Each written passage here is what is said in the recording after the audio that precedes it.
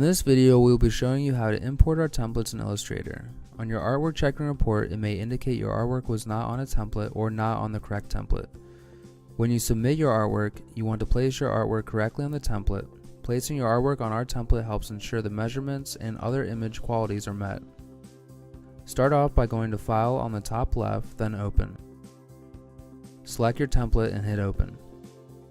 A window will pop up asking you what page you want to open. Select All and hit OK.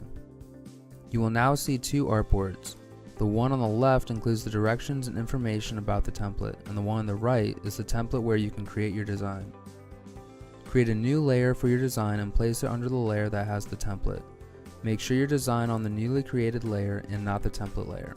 When you complete your artwork on the template, open Window on the top and then select Artboards.